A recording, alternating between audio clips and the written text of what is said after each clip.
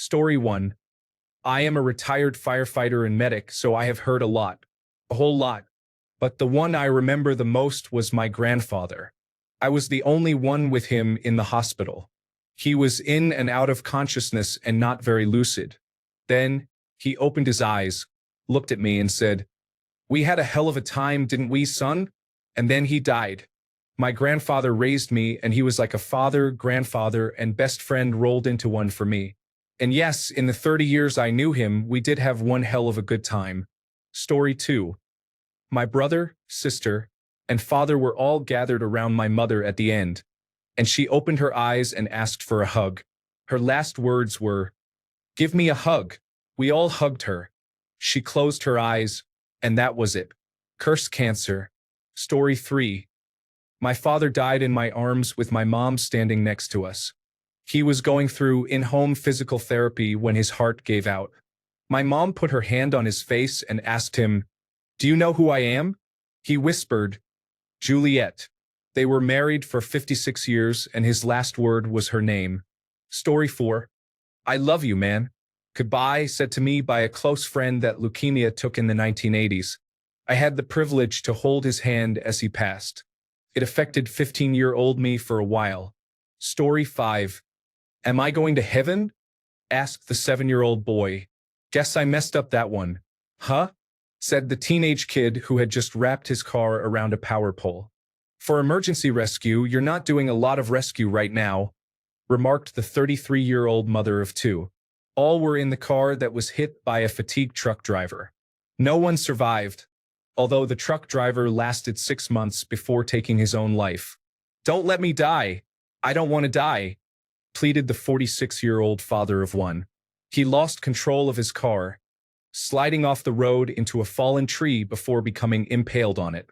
Before you ask, my response had been to ask if there was anyone he wanted me to call. Mate, did you bring lunch with you? Asked the 26-year-old male. His car spun off the road after putting a wheel in the gravel to let someone pass. The car quickly caught fire. Some bystanders stopped to help put out the fire and called us. They dragged him from the car. Ambulance personnel arrived on the scene first and tended to him and the people who stopped. Smoke inhalation. My truck arrived approximately 3 minutes later. I was made aware of the driver's condition and that they were unable to move him due to his injuries, and that having already been moved likely caused an inevitable loss of life. So, I sat down and held onto the hand of my best mate for another 9 minutes. It was also my last day on the job. Safe to say I was done. Story 6. Too many. I worked 911 for many years. Perhaps the worst was along the lines of, I just want to be sure someone will find my body before my kids get home. Caller hanged herself. Story 7. My mom was in a lot of pain. I told her it was okay to go. She told me, "Okay, I love you." She passed a few minutes later, holding the hands of her 2 children. Story 8. Let things be as they are. From a 112-year-old woman I cared for in a private nursing home. She kept spitting out her pills and told me that. She died 24 hours later. Estimated time of arrival. She was nonverbal for years before she said that to me. Story 9.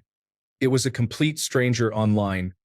His last words before the direct message went quiet were begging me to never forget that he had existed and that he had loved playing the violin before severe depression took it from him. He said there was no one else left to remember him or those things, and he was so scared he would be forgotten like he had never even been there. I still remember and will always remember you, Rob, and you did exist. Story 10. My husband's last words to me, before he crashed and never woke up, were, "Can you have a smoke for me, babe?" And my reply was, "We've been through this. I can't take a pee for you either, love." January 6th, 2024. Christmas sure is different this year. Hold the ones you love tightly and tell them what they mean to you. Story 11. A lady I cared for. She was 101. Before she passed, she began smiling and said, "They are here for me." I asked her who, and she waved and said it was her sister and her mother. She went peacefully back home with them not long after. Story 12. My dad died earlier this year of lung cancer and subsequent respiratory failure. He said a lot of things in his last couple of days because he was still with it in his head. But in his last hours, he became really bleak and was in and out of consciousness. He woke up one time and said, "Where am I? Oh, I'm back here," and seemed to be slipping between this place and the next. Then he looked at me and said, "Just let me go." He fell back asleep and didn't wake up that time. Story 13. My late husband. One of the last things he said to me was, "You are the reason." Just like that, out of the blue. From somewhere deep in the dementia, that sentence came through. I was in tears instantly, and it's one of my fondest memories. Story 14. Not exactly their last words, but the last words that she heard. So it was my turn to say goodbye to my mom. I held her hand and thought about what to say for a couple of minutes. I was 15 at the time, and I just said, "I love you, Mommy. I promise I will be okay." And right as I finished my sentence, she took her last breath and opened her eyes for the first time in days, looking right into mine. It was really special. I think about that promise often. Story 15. I am such a lucky man, said by my father-in-law as he died in my mother-in-law's arms at home. I was in the doorway of the room they were lying in. He was an incredible man. Story 16. I don't think I'm in the game plan. I was playing pickup basketball with a heavier middle-aged guy. He was on the other team and I had to guard him. He was a nice guy I knew from the gym, but we were never close with each other. He had all these young guys on the team that day. They kept shooting and never passed the ball to him. I was guarding him. After a while, it was obvious they were never going to pass it to him. So jokingly, I said to him, "When are they going to pass it to you?" Then he chuckled and said it. Just after our exchange, the game ended. As he walked off the court, he collapsed from a heart attack and died. Story 17. My aunt was passing from cancer at 33 and had been in a coma for about 2 weeks. She was living her final days at home. It just so happened that my family, my parents, her brother and sister-in-law, and my sister decided to visit her that day. When everyone was around her on her bed, she stirred, opened her eyes wide, and raised her arms extended in front of her. She said, "It's so bright. I can't see the door." To which my mother replied, "You can do it. Just reach for them. You're ready." She then made a motion of opening double doors, smiled, said, "It's so beautiful," then closed her eyes. She passed about 30 seconds later. It was absolutely amazing. I hope I have the peace she had when she left. Also, cancer is awful. Story 18. My best friend said, "I'm sorry, bro," while he was losing consciousness from a brain bleed. He apologized for me having to stay with him in our hotel room while we were on holiday. That left some scars. Story 19. I was at the scene of a bad wreck on an interstate in Texas. A man was conscious and on the ground with paramedics. His dog, which was in the car, was limping around the scene, checking on him. It just so happened that he was also a retired doctor. He kept checking on his chest, ribs, and so on, and knew he had severe internal bleeding and wasn't going to make it. He told the paramedics this and asked them to ensure the dog was taken care of. Then he passed. The dog was given to his family and was well taken care of. Story 20. Going pretty dark. Technically, my dad's last words were, "I love you kids." But he had breathing complications and unfortunately, the last thing I heard from him was him struggling to gasp for air. Story 21. My dad. He didn't get to speak because he was dying from COVID. We weren't allowed to visit, so we could only text until it got to the point he was intubated in the intensive care unit. That's where I had to give the okay to take him off life support and say goodbye. But he was unresponsive. His last text said, "I love you. Good night, sweetie." He died on December 23, 2021. Story 22. I work as a nurse for the elderly in hospice care, and this one time, an old woman told me, "My husband is waiting for me," and she passed away that same night. Story 23. Retired paramedic, have heard hundreds of last words. Many are what you'd expect, like help or no. Maybe one of my favorites was a woman who had a brain bleed out of nowhere. Her boyfriend called because she wasn't acting right and was throwing up. She was unconscious by the time we got her to the emergency room, but she was not making sense when we were evaluating her.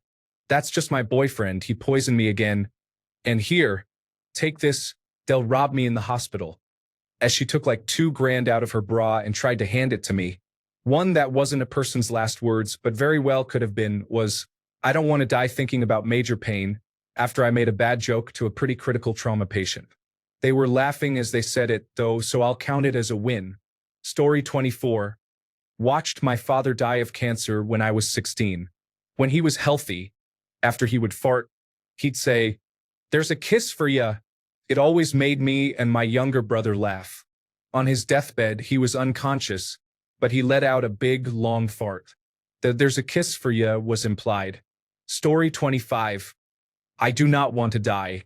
My husband, 48, in January 2024, when I told him we were not going to make it to Pittsburgh for a lung transplant and there was nothing the doctors in New Jersey could do. He died 9 hours later in the intensive care unit. Story 26. Yes. You mother. My aunt, who was in the middle of cursing out my uncle, had a stroke, fell to the ground, and died before the ambulance could arrive. Story 27. My dad had been listening to an audiobook, asked me to turn it off and said, "This seems like a good place to stop." He closed his eyes and didn't wake up again. Story 28. My aunt, while in a 3-year-long battle with cancer, was on her final journey in the nursing home. She wanted to be surrounded by friends and family. There were about a dozen of us there, which is customary in Native culture. She started going in and out of consciousness, gasping for air, and said, "Oh, here it comes," then let out a deep breath in what appeared to be her final one. Then, a minute later, she gasped for air and said, "False alarm." I couldn't help but laugh. She was always a prankster, and I knew what happened the second she said false alarm. She was pranking all of us for the final time. As the hours went by, she got worse and finally lost her battle. Her final words were, "Oh, that's beautiful." Story 29. My grandma's last words were, "I love you too." She whispered it to me. I told my mom when my grandma said it because she hadn't been able to speak in a while and was in hospice. My mom said, "She doesn't know what's going on." She would have said it to anyone. Still one of the most evil things my mom ever said to me. Story 30. Longtime hospice professional. My only word of advice related to this is not to rely on your deathbed to say what you need to say. I can remember very few last words of any of my patients, despite being present many times. Confusion, lethargy, and other symptoms very often get in the way of clear communication hours to weeks before death. Story 31. The last words my mother told me, as she was nearing the end of a 6-year battle against lung cancer that became brain cancer, were, "You and your father wronged me for letting me die in a hospice." Coming from a large family, most of whom didn't bother to see her much in the final few years, it was my father and I who put our lives aside to care for her. She was a very extreme parent, loving but violent, nurturing on one hand and manipulative with the other, and protective but also endangering. I learned the hard way that closure is something only you may find for yourself. Story 32. My grandfather had lost the ability to speak in the last days, but the last thing he wrote was, "We have a wonderful family." I think about this a lot when I struggle with life's periodic challenges. Story 33. Not last words, but what I perceive as worse. My mom fell and broke her back earlier this year. She had a spinal fusion to fix her broken vertebrae. When she was recovering in the intensive care unit, she had a massive stroke while I was in the room. The nurses had come in to make their rounds, and she was lying there, unable to move, with her eyes open, barely able to speak. They were preparing her to go for a computed tomography scan, and I leaned in to tell her that I loved her, and with all her might she whispered, "Let me die." But she didn't die, and she's been bedridden in a nursing home for going on 9 months. Her speech is only about 10% of what it was, and she can really only move her limbs to drink from a straw. She can barely swallow, so she's fed through a gastric tube, and anything above and beyond that is pureed so she can eat it. Her memory is almost gone and fading more every day. It is the absolute worst thing imaginable. Friendly reminder to you all, if you can afford it, buy a long-term care insurance policy. Also, make sure you have all of your powers of attorney and advanced medical directives in place. My parents had neither, so my dad has been paying $13,000 a month to keep her in a nursing home while we wait on the Medicaid application to be approved. It's a financial nightmare. Story 34. My daughter died from cancer in November. Her last intelligible words were, "Why are all my family here? I'm not going anywhere." She died about 16 hours later and mumbled a few times in between, but we could not understand what she was saying. It was colon cancer and she was in her mid-40s. Get your colonoscopy early, folks. Story 35. I don't feel so good. This always gets a bunch of downvotes from edgy people thinking it's some Marvel reference. I work in healthcare with critically ill patients. This is a pretty common thing for people to say before they die. Story 36. You know I love you. You are the only person I could see myself married to. Right after we finished the call, she took a handful of pills and killed herself. Story 37. In a really bad car accident with someone actively bleeding out and got to hear their final goodbyes to their son. In the end, the guy didn't die, but everyone, including him, thought he would. Hearing that phone call was haunting, to say the least. Story 38. My child will come, you will see. My grandmother died of cancer during the night and told that to the hospital personnel. My mother, her child, thought about driving to the hospital that night but decided not to for reasons I don't remember right now. She blames herself to this day. I too, as I was too young to understand the significance of visiting, regret it. I hate it as I write that. She was also just in her mid-50s, so she could have still had like 20 more years. Life is unfair sometimes.